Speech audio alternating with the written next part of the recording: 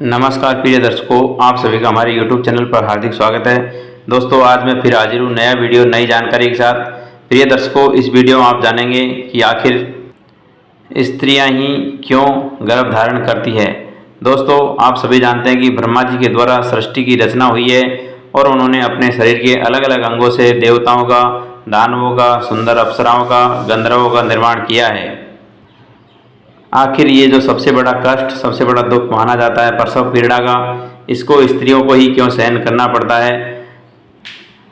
और ब्रह्मा जी ये भी बताते हैं कि आखिर सबसे ज़्यादा समय यदि भगवान ब्रह्मा ने लिया है तो स्त्रियों के शरीर की रचना में ही लिया है। एक बार देवी सरस्वती ने ब्रह्मा जी से पूछा कि हे भगवान, हे पिता तुल्य, आप मुझे यह बताइए कि आखिर स्त्री को ही प्रसव पीड़ा क्यों झेलनी पड़ती है, स्त्री ही गर्भ धारण क्यों करती है। दोस्तों, इस पर ब्रह्मा जी ने मुस्कुराते हुए जवाब दिया, वो आप सभी इस वीडियो में जानेंगे। जो भी स्त्री इस कहानी को पूरा ध्यान से चित्तमगन होकर सुनती है, उसके रूपवान और गुणवान पुत्र पैदा होता है। अब मैं वीडियो शुरू करता हूँ। जो भी दर्शक मित्र चैनल से नए जुड़े हो, चैनल को सब्सक्राइब करें और बेल आइकन को प्रेस करें। प्रिय दर्शकों, ब्रह्मा जी कहते हैं कि हे देवी सरस्वती, मेरे मानस पुत्रों में से पुलस्त ऋषि एक पुत्र हैं जिनको मैंने अपने कान से पैदा किया था।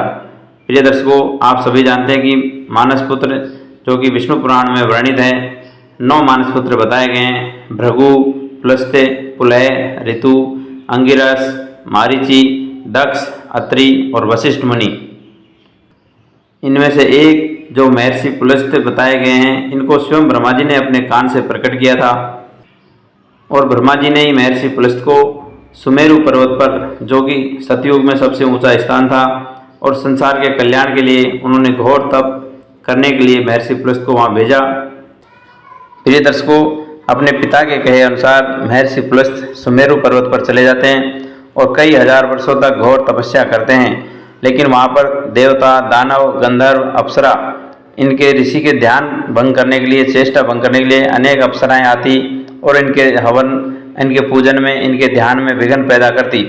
एक दिन महर्षि पुलस्त्य ने गुस्से में आकर, क्रोध में आकर के इन सबको चेतावनी दिया कि आज के बाद यदि कोई मेरे सामने आता है, मेरा ध्यान भंग करता है, तो वो स्त्री हो या पुरुष, उसको गर्भ धारण करना पड़ेगा। प्रिय दर्शकों, इस चेतावनी के बाद कोई भी देवता, कोई भी गंधर्व, कोई भी अप्सरा महर्षि पुलस्त्य के सामने नहीं आई।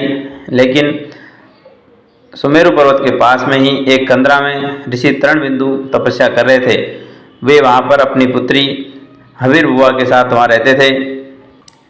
प्रिय दर्शकों, एक दिन हवीर बुआ अपनी सहेलियों की तलाश करती करती उधर जहाँ महर्षि पुलस्त्य का आश्रम है वहाँ आ जाती और अपनी सहेलियों को आवाज़ लगाती। दोस्तों, जैसे ही वो आश्रम के सामने पहुँचती, महर्षि पुलस्त्य अपनी आंखें खोलते हैं और उन्होंने दिए हुए चेतावनी के अनुसार जो भी आदमी उनके सामने आएगा उसको गर्भ धारण करना पड़ेगा। अब दोस्तों, देखते ही देखते महर्षि तृणबिंदु की जो पुत्री है हवीर बुआ, उनके तेज के प्रभाव से गर्भवती हो जाती है और हवीर बुआ के शरीर में विचित्र बदलाव आता है। उनका शरीर पीला पड़ जाता है और उनका देखते ही देखते गर्भ बढ़ने लग जाता है। कुछ समय बाद उनकी सहेलियाँ वहाँ आ जाती है। अपनी जो दोस्त है हवीर बुआ, उसको देख करके बड़ी चिंता में पड़ जाती है। उनको बड़ा दुख हुआ कि आज हमारी वजह से आपको ये दुख भोगने पड़ा। प्रिय दर्शकों, सभी सहेलियाँ और हवीर बुआ अपने पिता तृणबिंदु के पास आश्रम में चली जाती है और जाकर के अपने पिता को सारा वृत्तांत सुनाती है। हवीर बुआ के जो पिता हैं तृणबिंदु, उन्होंने ध्यान से सारा माजरा जान लिया कि ये सब महर्षि पुलस्त्य की वजह से हुआ है, उनके श्राप की वजह से हुआ है। दोस्तों, पिता जब ये देखा तो उनको बड़ा दुख हुआ।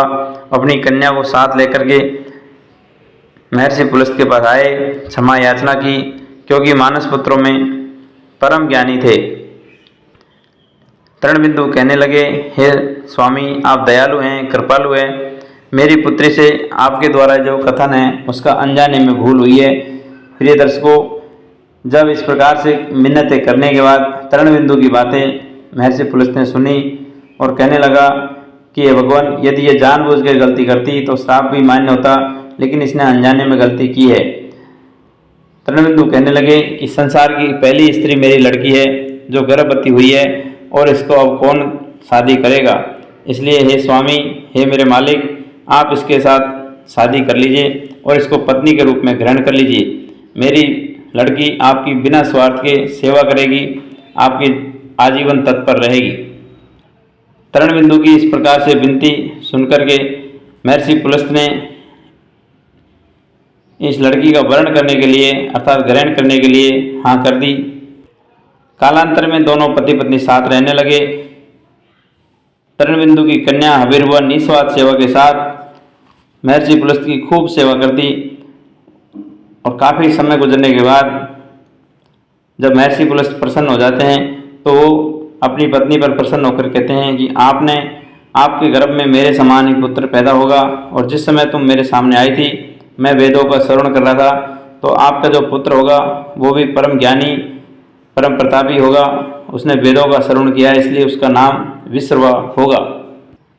प्रिय दर्शकों, महर्षि पुलस्त और हबीरबुआ का जो पुत्र है विश्रवा, वो बड़ा विद्वान, सत्यवादी तथा धर्म का पालन करने वाला था। उसकी कीर्ति सब जगह फैली हुई थी। इनकी कीर्ति को देख करके महर्षि भारद्वाज ने अपनी पुत्री इडविला का विवाह इनके साथ कर दिया। विश्रवा और इडविला के संयोग से एक पुत्र पैदा होता है, उसका नाम वैश्रवण रखा। वैश्रवण का दूसरा नाम कुबेर है। कुबेर ने ब्रह्मा जी को प्रसन्न करने के लिए बहुत घनघोर तपस्या किया। एक दिन ब्रह्मा जी ने प्रसन्न होकर के इनको वरदान दिया कि तुम आज के बाद धन के अध्यक्ष हो जाओगे, उत्तर दिशा के स्वामी हो जाओगे, और मैं आपको मन की गति से चलने वाला पुष्पक विमान देता हूँ। गंधमादव पर्वत पर जितनी संपत्ति है उसका चौथा भाग कुबेर के नियंत्रण में रहेगा तथा उसका 1/16 भाग मनुष्यों को प्रदान किया जाएगा। विश्रवा की दूसरी पत्नी कैकसी थी। एक बार भगवान शंकर ने पार्वती के लिए एक महल का निर्माण किया था, सोने का महल लंका। दोस्तों, भगवान शंकर ने विश्रवा को भी निमंत्रण वहाँ पर दिया हुआ था। भगवान शंकर के निमंत्रण में विश्रवा अपनी पत्नी कैकसी के साथ आए। कैकसी ने छल के साथ लंका को मांगने के लिए अपने पति को उकसाया और उन्होंने भगवान शंकर से लंका मांगने के लिए कहा। भोलेनाथ ने लंका कैकसी को दे दिया, अर्थात विश्रवा को दे दिया। दोस्तों, ये सब देख करके पार्वती का महल भगवान शंकर ने दे दिया तो उन्होंने बड़ा गुस्सा आया और पार्वती ने कैकसी को श्राप दिया और कहा कि जो तुमने आज मेरे पति से मांगा है वह तुम्हारी सोने की लंका एक दिन मेरे पति के श्राप की वजह से ही जला दी जाएगी। प्रिय दर्शकों, कालांतर में यह लंका कुबेर के पास चली जाती है और कुबेर से ही ये लंका रावण छीन लेता है। और दोस्तों, कहते हैं कि बाद में भगवान शंकर के अवतार हनुमान जी हुए, उन्होंने ये लंका जला दी। प्रिय दर्शकों, महर्षि पुलस्त ने हबीरबुआ के साथ ये संबंध रचाया और उसकी वजह से आज भी स्त्रियां कन्याएं गर्भवती होती है, उसी से ये संसार चलता है। ब्रह्मा जी कहने लगे कि मैंने स्त्रियों के शरीर की रचना करने में सबसे अधिक समय लगाया है और ये कोई श्राप नहीं, ये एक वरदान है जिसके कारण स्त्रियां अधिक ममतामयी होती है, अधिक सहनशील होती है और संसार का आधार, संसार की नींव रखने वाली भी स्त्रियां होती है। कोई ज्ञानी, मुनि, पंडित, विद्वान जो भी कोई पैदा होता है स्त्री के शरीर से ही होता है। प्रिय दर्शकों, इस वीडियो में दी गई जानकारी अच्छी लगी हो तो कमेंट में हर हर महादेव लिखना नहीं भूलें और मिलते हैं नेक्स्ट वीडियो में। चैनल को जरूर सब्सक्राइब कर ले और बेल आइकन को प्रेस कर ले। सभी को हर हर महादेव, राधे राधे, जय श्री कृष्ण।